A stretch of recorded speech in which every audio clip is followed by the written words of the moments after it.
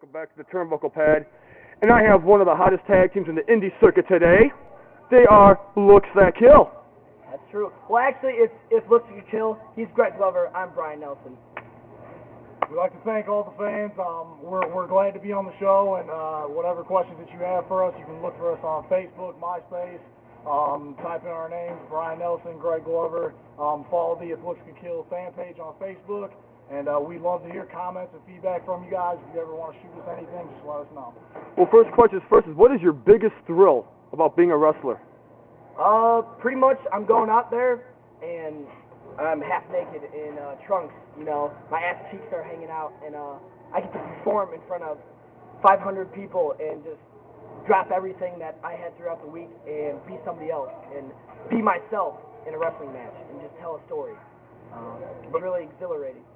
Basically exactly what my partner touched on. It's just the fact that you get to go out and you get to do something that we've always loved to do. I mean, it's basically, ever since we were little kids, we've always wanted to go out and we've always wanted to be, you know, Hulk Hogan, I mean, like The Rock, whatever. We've always wanted to be those guys, and to fulfill your dreams, that's really what it's all about. Just think, about 5-6 years ago, maybe 4 or 5 years ago, we were actually in my backyard jumping on a trampoline, doing stupid stuff, doing super kicks and everything, and it's just amazing how far we've come from my backyard to Chicago-style wrestling and Dreamwave wrestling, and I would never even guess that we'd be this far, you know.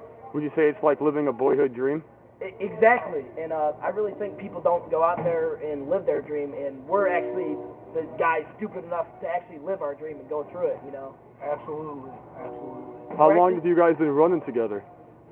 Tagging actually, it's about 2 years now. Yeah. I mean, we've been best friends since 8th grade, 9th grade in high school, and it's about 2 years in the making of wrestling together. We're still pretty young too. We're only 20 years old. I mean, it's really awesome that I get to really.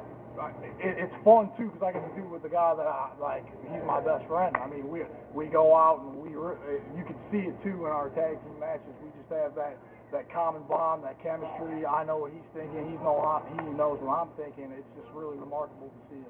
That's why the fans like you guys the much. You guys are really in sync. You're in tune with one another. Try to. Last show, we saw one of you guys dive off the bleachers. Yeah, that was me. This guy. We're driving down here and just stuck in traffic. I'm like, hey, Greg, kind of feel like doing something stupid and crazy tonight. He's like, oh, what do you got for me? I'm like, you know, people don't fight in the crowd enough. Let's do a moonsault off the bleachers. He's like, all right. He's always wanted to do it. If we ever got a chance where we could capitalize on getting that move in and really turning the match, because as soon as that happened, we kind of, you know, to the tide started turning our way, and we ended up winning that big match over the A-List and the Soul Touchers. And I mean, those are two great teams that have been around in the independent scene for quite some time. And for us to get that win over them, it was a turning point in our careers, and we've just been skyrocketing ever since. What do you call that finisher that you guys did the last show? Is it a combination of a backbreaker and a power bomb? We actually call it the Power Pack.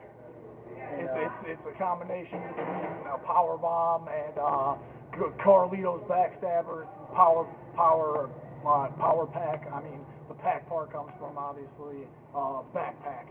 It's like you're driving your knees into the guy and jumping up into him. I'm not gonna lie. When he sets him up, I get this grin on my face. I'm just like, this guy's dead. So I jump up, put my knees in his spine, and go from there. And hear the crowd just ooh and ah. It feels pretty good, you know. Well, we ask this question to everybody we have on the show. What kind of advice would you give to someone new in the business or someone trying to get into the business? Pretty much half the battle is looking good. I mean, it looks to kill. But getting in the gym, staying active, really trying to talk to veterans, watch videotape, pick up stuff here and there, and just trying to be your own self, you know. It's basically you just have to go out and you can't be scared to fail.